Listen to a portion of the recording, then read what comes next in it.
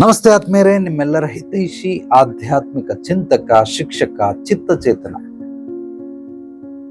ಜೀವನ ದರ್ಶನ ಕಾರ್ಯಕ್ರಮಕ್ಕೆ ತಮ್ಮೆಲ್ಲರಿಗೂ ಪ್ರೀತಿಯ ಸ್ವಾಗತ, ಸುಸ್ವಾಗತ. ಆತ್ಮವಿಕಾಸಕ್ಕಾಗಿ, ಮನೋವಿಕಾಸಕ್ಕಾಗಿ ಪ್ರತಿನಿತ್ಯ ಜೀವನ ದರ್ಶನ ಕಾರ್ಯಕ್ರಮವನ್ನು ವೀಕ್ಷಿಸಿ ಸಂಜೆ 7 ಗಂಟೆಗೆ. ಇಂದಿನ ವಿಷಯ, ಮನೆಯಲ್ಲಿ ಗಂಡ ಹೆಂಡತಿಗೆ ಹೊಂದಾಣಿಕೆ ಇಲ್ಲದಿರುವಂತಹ ಪರಿಸ್ಥಿತಿಗಳು ಅಥವಾ ಮನಸ್ಥಿತಿಗಳು. ಸಾಕಷ್ಟು ಮನೆಯಲ್ಲಿ ಕಂಪ್ಲೇಂಟ್, ನನಗಿಲ್ಲಿ ಕೌನ್ಸಿಲಿಂಗ್ ಬರ್ತಾರೆ, ಕಾಮೆಂಟ್ ಮಾಡಿದ್ದಾರೆ, ವಾಟ್ಸಪ್ಪಲ್ಲಿ ದಿನಕ್ಕೆ 100 ಮೆಸೇಜ್ಗಳು ಬರ್ತದೆ. ಅದರಲ್ಲಿ ಹೆಚ್ಚಾಗಿ ಈ ಗಂಡ ಹೆಂಡತಿಗೆ ಸಂಬಂಧಪಟ್ಟಂಥದ್ದೇ ಇರುತ್ತೆ. ನಾನು ಹೇಳಿದ ಮಾತನ್ನ ಹೆಂಡತಿ ಕೇಳೋದಿಲ್ಲ, ನಾನು ಹೇಳಿದ ಮಾತನ್ನ ಗಂಡ ಕೇಳೋದಿಲ್ಲ, ಗಂಡ ಬಿಟ್ಬಿಡಿ ಮಕ್ಕಳು ಕೇಳೋದಿಲ್ಲ. ಇದೇ ರೀತಿ ಯಾಕೆ ಈ ರೀತಿ ಗುರುಜಿ? ಅವರನ್ನ ಹೊಂದಿಸ್ಕೊಳ್ಳೋದು ಹೇಗೆ? ಅವ್ರನ್ನ ಅರ್ಥ ಮಾಡ್ಕೊಳ್ಳೋದು ಹೇಗೆ? ಅವ್ರ ಜೊತೆ ಅವಳನ್ನ ಅರ್ಥ ಮಾಡ್ಕೊಳ್ಳೋಕ್ಕೆ ಆಗಲ್ಲ, ಏನ್ ಮಾಡೋದು ನಾನು? ಸ್ನೇಹಿತರೆ, ಇದು ಎಲ್ಲರ ಮನೆ ದೋಸೆ ತೂತೆ, ಒಬ್ರು ಮನೆ ಇಬ್ರು ಮನೆ ಅಲ್ಲ. ನನ್ನ ಅನುಭವದಲ್ಲಿ ಹೇಳ್ತೀನಿ, ಮೊಟ್ಟ ಮೊದಲನೇ ಬಾರಿ ನೀವು ಆಳವಾಗಿ ಅಧ್ಯಯನ ಮಾಡಿ. ನಿಮ್ಮ ಪ್ರಶ್ನೆಗಳಲ್ಲೇ ಉತ್ತರ ಅಡಕವಾಗಿರ್ತದೆ. ಅದಕ್ಕೆ ಸಪರೇಟ್ ಆಗಿ ಉತ್ತರ ಹುಡುಕುವಂತ ಕೆಲಸ ಏನಿಲ್ಲ, ಬಹಳ ಸುಲಭ. ಗಂಡು ಹೆಣ್ಣು ಇದು ಎರಡೂ ಕೂಡ ವಿರುದ್ಧ ಪದ.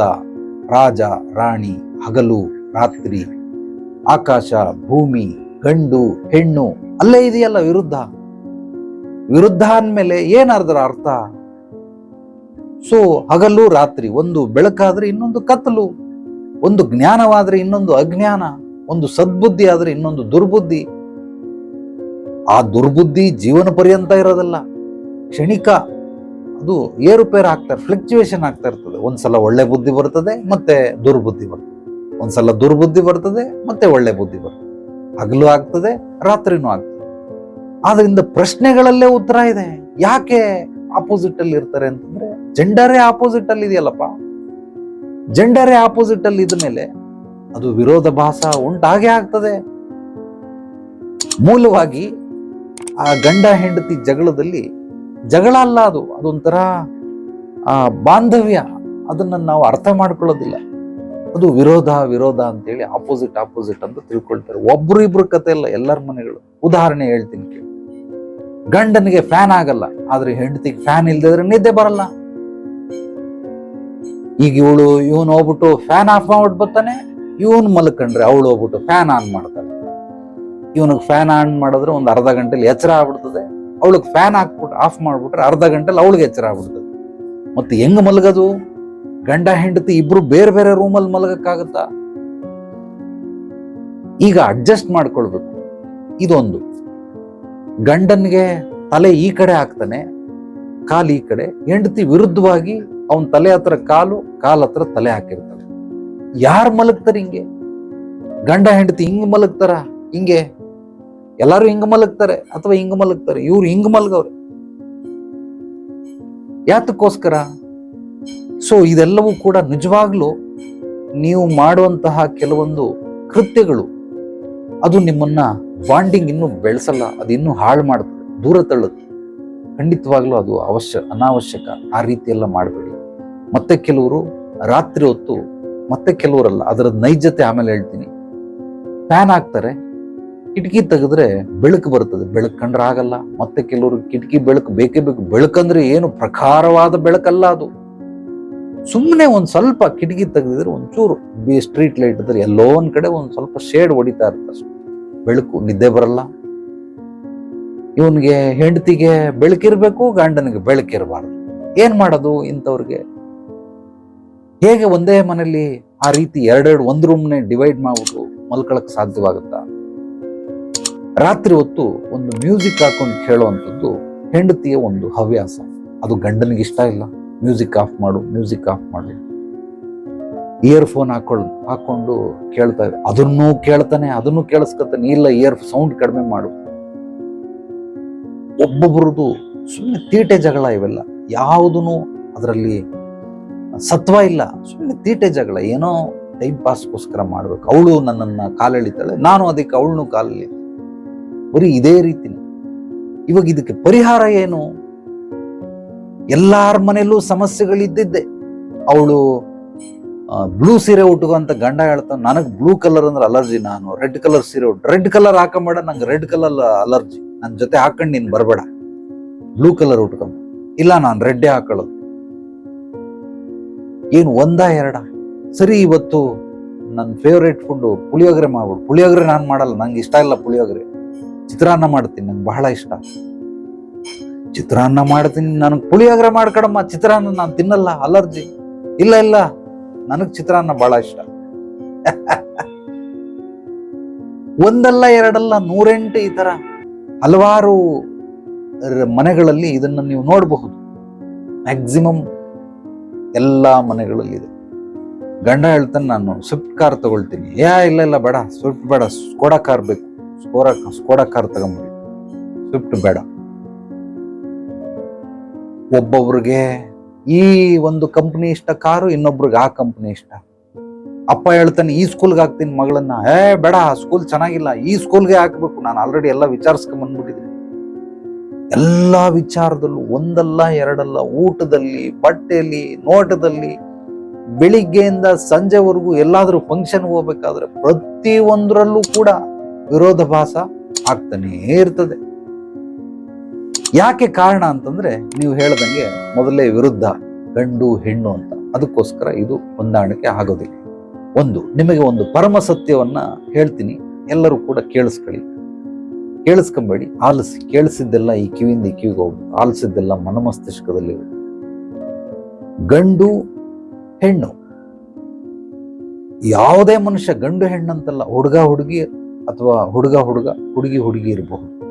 ಇಡೀ ಪ್ರಪಂಚದಾದ್ಯಂತ ಯಾವುದೇ ಜೀವಿಗಳ ಜೊತೆಯಲ್ಲಿ ನೀವಿದ್ರೂ ಕೂಡ ಕೇವಲ ಕ್ಷಣಿಕಕ್ಕೋಸ್ಕರ ನಿಮ್ಮ ಮನಸ್ಥಿತಿಗಳು ಒಂದಾಗಬಹುದು. ಒಂದು ನಿಮಿಷಕ್ಕೆ ಒಂದಾಗಿರ್ಬಹುದು, ಗಂಟೆಗಳಿಗೋವರೆಗೂ ಒಂದಾಗಿರಬಹುದು. ಹೆಚ್ಚಂದ್ರೆ ಇನ್ನೂ ಹೆಚ್ಚಾಗಿ ನಾನು ಏನಾದ್ರೂ ಹೊಂದಾಣಿಕೆ ಇರ್ತೀನಿ ಅಂದ್ರೆ ಒಂದು ದಿವಸ ಇರಬಹುದು. ಇನ್ನೂ ನಾನು ಬಹಳ ಸಾಧನೆ ಮಾಡಿದ್ದೀನಿ, ಒಂದು ವಾರ ಇರಬಹುದು, ಒಂದು 10 ದಿವಸ, 15 ದಿವಸ, 1 ತಿಂಗಳಿರಬಹುದು. ಇರಕ್ ಸಾಧ್ಯ ಇಲ್ಲ, ನಾನು ಹೇಳ್ತಾ ಇದ್ದೀನಿ, ಇರಬಹುದು. ಯಾರೋ ಒಬ್ಬೊಬ್ರು ಇರ್ತಾರೆ. ಬಟ್ 1 ತಿಂಗಳಿಗಿಂತ ಹೆಚ್ಚಾಗಿ ಆ ಮನಸ್ಥಿತಿಗಳು ಅದೇ ಫ್ರೀಕ್ವೆನ್ಸಿಲಿ ಸಾಯೋವರೆಗೂ ಇರ್ತಾವ ಅಂತಂದ್ರೆ ಇರೋದಕ್ಕೆ ಸಾಧ್ಯವೇ ಇಲ್ಲ. ಆದ್ರಿಂದ ಇಬ್ಬರ ಮನಸ್ಥಿತಿಗಳು ಒಂದೇ ಸಮನಾಗಿ ಯೋಚನೆ ಮಾಡುವಂಥದ್ದು ಕೇವಲ ಕ್ಷಣಿಕದಲ್ಲಿ ಮಾತ್ರ, ಹೆಚ್ಚಂದ್ರೆ ನಿಮಿಷಗಳಲ್ಲಿ ಮಾತ್ರ. ಆ ನಿಮಿಷಗಳು ಯಾವುದು? ರಸಮಯ ಕ್ಷಣ. ಸೊ ನಾವು ಯಾವಾಗ ಕಾಮಕ್ರೀಡೆಯಲ್ಲಿ ತೊಡಗ್ತೀವಿ ಅಷ್ಟೊತ್ತವರೆಗೂ ಮಾತ್ರ ಇಬ್ಬರ ಮನಸ್ಥಿತಿ ಒಂದೇ ಇರುತ್ತೆ ಹೊರತು, ಅದಾದ ನಂತರ ನಿನ್ನ ದಾರಿ ನಿನಗೆ, ನನ್ನ ದಾರಿ ನಿನಗೆ, ನನ್ನ ಆಲೋಚನೆ ನನಗೆ, ನಿನ್ನ ಆಲೋಚನೆ ನಿನಗೆ, ಈ ರೀತಿ ವಿರುದ್ಧವಾಗಿ ಜೀವನ ಎಲ್ಲ ಸಾಕ್ತಾ ಇರ್ತದೆ ಆ ಕ್ಷಣದಲ್ಲಿ ಮಾತ್ರ.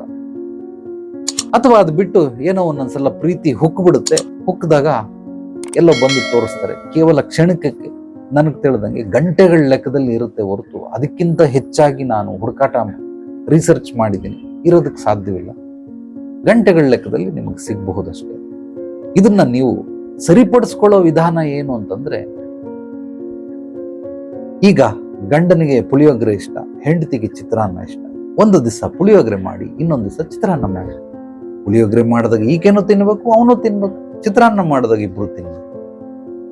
ಆ ರೀತಿ ನಾನು ಬೇಕು ಮಾಡಲ್ಲ ಅನ್ನೋದು ಆಗೋದಿಲ್ಲ. ಸರಿ, ಫ್ಯಾನ್ ಬೇಕು, 2ನೇ ನಂಬರ್ಗೆ ಹಾಕ್ಬೇಕು. 1ನೇ ನಂಬರ್ಗೆ ಹಾಕಿದ್ರೆ ಫ್ಯಾನ್ ಉಪಯೋಗ ಇಲ್ಲ.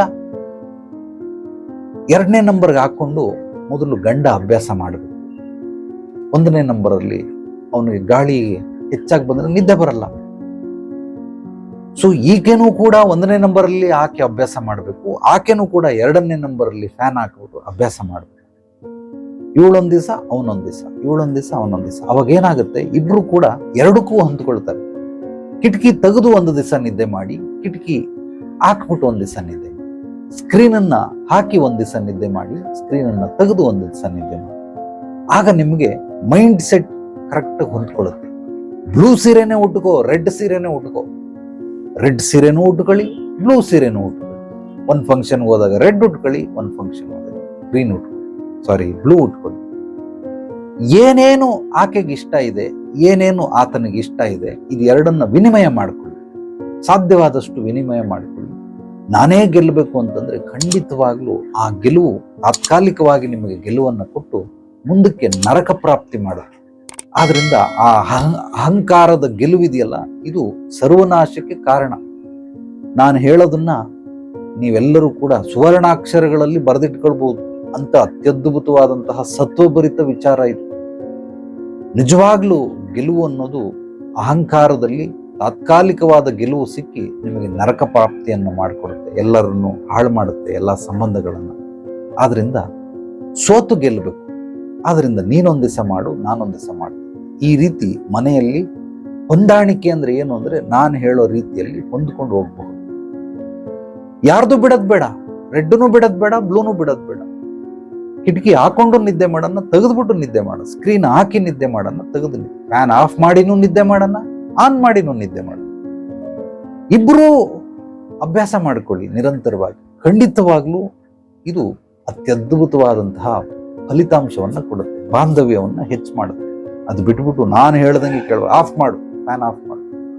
ಅವನು ಹೆಂಡತಿ ಮೇಲೆ ಪ್ರೀತಿಗೋಸ್ಕರನೋ ಭಯಕ್ಕೋಸ್ಕರನೋ ಹೆದರಿಕೆಯಿಂದನೋ ಅಯ್ಯೋ ನನ್ನ ಕರ್ಮ ಏನ್ ಮಾಡೋದು ಅಂತ ಗಿಲ್ಟಿ ಫೀಲ್ ಮಾಡ್ಕೊಂಡು ಆಫ್ ಮಾಡಿರ್ತಾನೆ. ಆದ್ರೆ ಈ ರೀತಿ 1 ಸಲ 2 ಸಲ 3 ಸಲ ಪ್ರತಿ ಸಲನೂ ಅವಳೇ ಗೆಲ್ತಾ ಇದ್ದಾಗ ಅವನೇನ್ ಮಾಡ್ತಾನೆ, ಆಕೆ ಮೇಲೆ ಒಂದು ಪ್ರೀತಿ ಕಡಿಮೆ ಆಗುತ್ತೆ. ಆ ಮುಂಚೆ ಇದ್ದಂತಹ ಬಾಂಧವ್ಯ, ಆ ಒಂದು ಮೋಹ, ಆ ಒಂದು ಪ್ರೀತಿ ಖಂಡಿತವಾಗ್ಲೂ ಇರೋದಕ್ಕೆ ಸಾಧ್ಯವಿಲ್ಲ.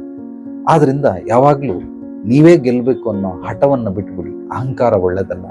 ಅದರಲ್ಲೂ ಈ ಸಂಬಂಧಗಳಲ್ಲಿ, ಕುಟುಂಬದಲ್ಲಿ ನಿಜವಾಗ್ಲೂ ಒಳ್ಳೇದಲ್ಲ. ಇಬ್ರು ಹೊಂದಿಕೆಯಿಂದ, ವಾಟ್ ಈಸ್ ಲೈಫ್ ಅಂದ್ರೆ ನನ್ನ ಪ್ರಕಾರ ಲೈಫ್ ಇಸ್ ಎ ಅಂಡರ್ಸ್ಟ್ಯಾಂಡಿಂಗ್. ನಾವು ಒಬ್ಬರನ್ನೊಬ್ರು ಅರ್ಥ ಮಾಡಿಸ್ಕೊಳ್ಬೇಕು, ಅರ್ಥ ಮಾಡಬೇಕು. ಇದೆರಡು ಪರಮ ಸತ್ಯ, ಬ್ರಹ್ಮ ರಹಸ್ಯ. ಇದು ವಜ್ರಾಯುಧದ ಹಾಗೆ ಕೆಲಸ ಮಾಡುತ್ತೆ. ನಾನು ಅವಳಿಗೆ ಅರ್ಥ ಮಾಡಿಸುವಂತಹ ಕಲೆ, ಅವಳನ್ನು ನಾನು ಅರ್ಥ ಮಾಡ್ಕೊಳ್ಳುವಂತಹ ಕಲೆ. ಅವಳು ಅಂತಂದ್ರೆ ಕೇವಲ ಹೆಣ್ಣು ಮಾತ್ರ ಹೇಳ್ತಲ್ಲ, ಯಾರೇ ಇರಲಿ ನಿಮ್ಮ ಎದುರುಗಡೆ ಇರುವಂತಹ ವ್ಯಕ್ತಿಗಳನ್ನ ಅರ್ಥ ಮಾಡ್ಕೊಳ್ಳಿ, ಅರ್ಥ ಮಾಡಿಸಿ. ಇದೆರಡು ಬ್ರಹ್ಮವಿದ್ಯೆಗಳನ್ನ ನೀವು ಕಲ್ತ್ಬಿಟ್ರೆ, ಋಷಿ ವಿದ್ಯೆ ಬ್ರಹ್ಮವಿದ್ಯೆ ಅಂತ ಕರಿತೀನಿ ನಾನಿದೆ. ಇದನ್ನ ಕಲ್ತ್ರೆ ಅತ್ಯದ್ಭುತವಾಗಿ ನೀವು ಸಂಸಾರವನ್ನ ತೂಗಿಸಬಹುದು. ಅಥವಾ ನಿಮಗೆ ಗೊತ್ತಾಗ್ತಿಲ್ಲ ಅಂತಂದ್ರೆ ಇಬ್ರು ಬನ್ನಿ, ಗಂಡ ಹೆಂಡತಿ ಇಬ್ರು ಬನ್ನಿ ಕೌನ್ಸಿಲಿಂಗಿಗೆ. ಬಂದಾಗ ನಿಮ್ಮಿಬ್ಬರ ಒಂದು ಮನಸ್ಥಿತಿ, ಪರಿಸ್ಥಿತಿಗಳು, ಮನೆಯ ಸ್ಥಿತಿಗತಿ ಹೇಗಿದೆ, ಆರ್ಥಿಕ ಸ್ಥಿತಿಗತಿ ಹೇಗಿದೆ, ಇದೆಲ್ಲವೂ ಕುಟುಂಬದ ಮೇಲೆ ಮೂಲವಾಗಿ ಪರಿಣಾಮವನ್ನು ಬೀರುತ್ತೆ. ಅದು ದುಷ್ಪರಿಣಾಮ ಆಗಬಹುದು ಅಥವಾ ಸತ್ವಭರಿತವಾದ ಪರಿಣಾಮಕಾರಿಯೇ ಆಗಿರಬಹುದು. ಅದೆರಡು ಎಲ್ಲವನ್ನ ನಿಮಗೆ ನಿಮ್ಮ ಮನಸ್ಥಿತಿಗಳನ್ನ ಕೂಲಂಕುಷವಾಗಿ ಪರಿಶೀಲನೆ ಮಾಡಿ ನಿಮ್ಮ ಸಮಸ್ಯೆಗೆ ಪರಿಹಾರ ಕೊಡೋದ್ರ ಜೊತೆಗೆ ಭವಿಷ್ಯದಲ್ಲಿ ನಿಮ್ಮ ಅಭಿವೃದ್ಧಿ, ಸಮೃದ್ಧಿಗಾಗಿ, ಯಶಸ್ಸು, ಕೀರ್ತಿಗಾಗಿ, ಗುರಿ ಸಾಧನೆಗಾಗಿ ನಿರಂತರವಾದ ಬೆಂಬಲ ಮತ್ತು ಮಾರ್ಗದರ್ಶನವೂ ಸಹ ಸುಬೋಧಿನಿ ಆಧ್ಯಾತ್ಮಿಕ ಪರಿಹಾರ ಕೇಂದ್ರದಲ್ಲಿ ಸಿಗುತ್ತೆ. ಈ ವಿಡಿಯೋವನ್ನ ನಿಮ್ಮೆಲ್ಲ ಆತ್ಮೀಯರಿಗೆ, ಸ್ನೇಹಿತರಿಗೆ ತಪ್ಪದೆ ಶೇರ್ ಮಾಡಿ. ಪಾಸಿಟಿವ್ ವಿಚಾರಗಳನ್ನ ಪ್ರತಿಯೊಬ್ಬರಿಗೂ ಹಂಚೋದ್ರಿಂದ ಜ್ಞಾನ ಬೆಳೆಯುತ್ತೆ. ಶೇರ್ ಮಾಡಿ ಸಾಧ್ಯವಾದಷ್ಟು. ನಮ್ಮ ಚಾನಲ್ ಅನ್ನ ಮೊದಲನೇ ಬಾರಿ ಭೇಟಿ ನೀಡಿದ್ರೆ ಸಬ್ಸ್ಕ್ರೈಬ್ ಮಾಡಿ, ಲೈಕ್ ಮಾಡಿ. ನಿಮ್ಮ ಅನಿಸಿಕೆ, ಅಭಿಪ್ರಾಯಗಳನ್ನ ನನ್ನ ವಾಟ್ಸಪ್ ನಂಬರ್ಗೆ ವಾಯ್ಸ್ ಮೆಸೇಜ್ ಕೂಡ ಕಳಿಸಬಹುದು. ಎಲ್ಲರಿಗೂ ಒಳ್ಳೆದಾಗ್ಲಿ. ನಾಳೆ ಮತ್ತೆ ಭೇಟಿಯಾಗೋಣ ಮತ್ತಷ್ಟು ಸತ್ವಭರಿತ ವಿಚಾರಗಳೊಂದಿಗೆ. ಎಲ್ಲರೊಳಗಡಗಿರುವ ಭಗವಂತನಿಗೆ ನನ್ನ ಭಕ್ತಿಪೂರ್ವ ಪ್ರಣಾಮಗಳು. ಸರ್ವೇ ಜನೋ ಸುಖಿನೋ ಭವಂತು. ಶುಭರಾತ್ರಿ.